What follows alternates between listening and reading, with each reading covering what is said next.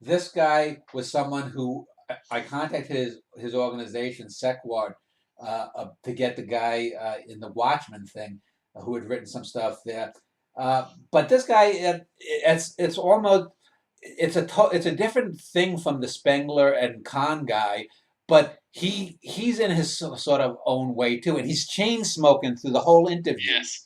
and that's the thing, and he admits, for example, that it may not be real literature or whatnot, and it makes by him being more flexible and admitting certain stuff, it makes it a much better interview that way than with some of these other people that I've interviewed that are more rigid and can't move beyond their own initial premise. Yeah, he's very receptive to what you give him. He considers it at least briefly, even when he disagrees. I'm not sure of the merits of his comic book. Have you read or seen any of his work? He sent me two of them. The first couple of editions, they're excellent. They are far, and the thing is, they are far above Marvel or DC crap. I think I mentioned in there how he has. I think I mentioned it on the show how he has one about the raising of Lazarus, a comic version of the raising of Lazarus from the Bible, and he ties it in with Mars and that Jesus was actually an emissary from Mars. But it's interesting, and it's not the standard stuff. It's much better.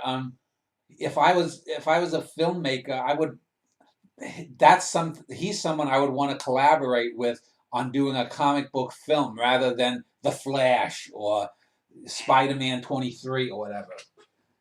Um, I want to talk about the alternate cosmology one though. I don't know if you have a question, but Yes, the thing yes, I do. yeah, What? let me just make a point and then you can ask a question. The thing that's great about this interview is it's the one that had the most people in it, four, and you can see the strains on the internet and Skype because a couple of times people freeze up or they drop off. There's the guy in Australia, David Noel. He was kind of a dud, nice guy, but he didn't say much. Most of the interview is dominated by Howard Bloom arguing with Terrence Witt. But at the end, after about three-quarters of the show is done, the last 15, 20 minutes, Ling Jun Wang, the little Oriental fellow, he just goes ape shit. I mean, it sounds at the end like he wants to string up fucking Stephen Hawking by his balls and by the fucking thing. He's like, Stephen Hawking, what have you done with the taxpayers' money? And he goes off on this riff that I mean, I think Terrence Witt was laughing his ass off. You can see on screen. That's one of those great moments that you have to have video to see because here's this little Oriental professor who is sort of like rising up and he's becoming Godzilla, wanting to like just rail against the system. It was just a great moment, and Yeah, it's as if he evoked the beginning of the Japanese Imperial Army yeah, all of a sudden coming into there because he seems so meek at the beginning. He's so yeah, surprising when he does that. yeah, It is a great moment. I do have some specific questions. Do yeah. you have any truck with the alternate cosmologies they posit? And I certainly think though that the Big Bang theory is something that will fall out of grace and is something that even their alternate cosmologies, while I don't necessarily agree with them, like the Big Bagel universe seems to be just a pumped up Big Bang in a lot of ways, but I don't see how this continues to be a trend. And it's gradually falling, but it hasn't completely been subsumed by better science. It's linked with this dark matter that goes around, and I always am researching through news stories, and dark matter in physics is something that is constantly branded about. They're always connecting things with dark matter. Yeah. And there's not a single bit of proof that dark matter No. exists for 40 or 50 years. The thing when in trying to get this show together, it took about half a year to get this show together. Um, I wanted originally to have Witt and Harold Bloom take on a Big Banger and a Multiverser. That was the four I wanted. The Big Bangers, they were snooty. They didn't want, you can't argue against the Big Bang. It's already settled. And then the people who posit the multiverse were almost just as arrogant. People like a Max Tegmark and some of these other people got their fingers up their asses. They don't want to actually be questioned by people. As far as these people and their theories, I think Noel's.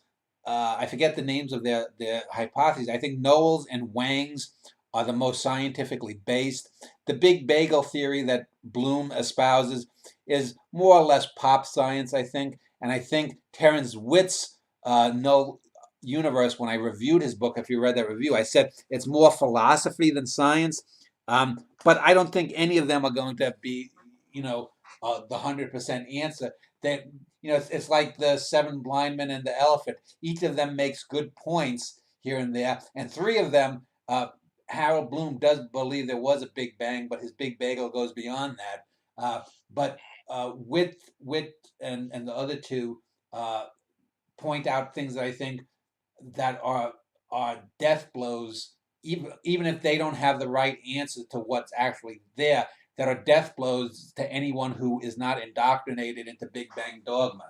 So the idea of multiverse or omniverse, as you have stated it, is a far more plausible thing, because how can it defies the basic laws of chemistry even, that something can just come from nothing and just all of a sudden well, explode. I have problems with and I'm in this multiverse thing. I have problems with the multiverse for a number of reasons.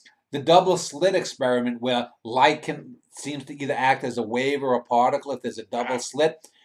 How you go from that, something on the microscopic level, a subatomic level, and how that little thing. My guess is that we simply are not experiencing enough of reality to see that there is no contradiction, that it doesn't have to break up into either. That's, I think, the limits of human knowledge and human sensory observation. But even if that's not so, and it does act as one or the other until observed, how you go from that to I'm either going to go left or I'm going to go right, and the universe splits off is ridiculous, because where does all the energy come from to make two universes that have all the energy and all the matter and all the history?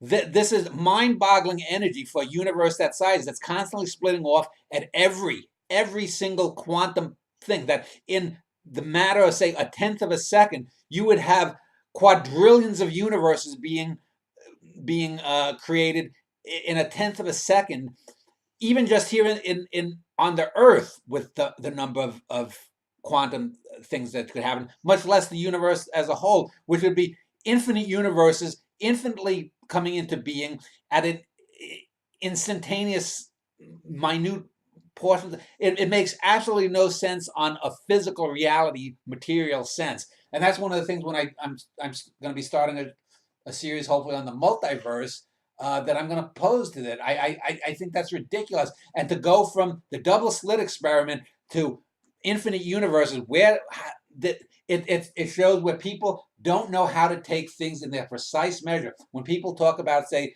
the theory of relativity and time being experienced different if you're going at the speed of light, how you go from that to talking about, well, everything is relative, shows that people don't know what scientific relativity is versus the relativity of whether you and I are real or not.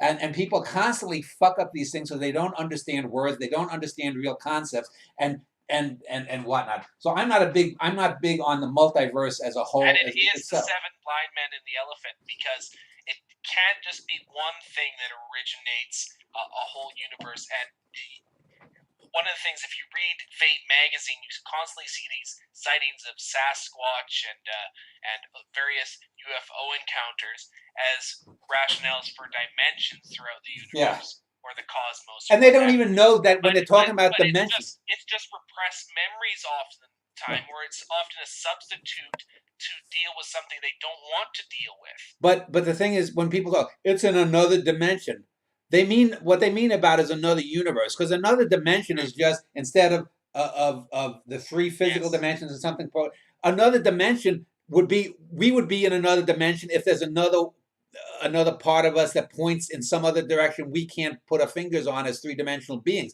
That doesn't mean that it's another world or another universe. So people use the term dimension to really mean universe, which shows they don't even understand what they're talking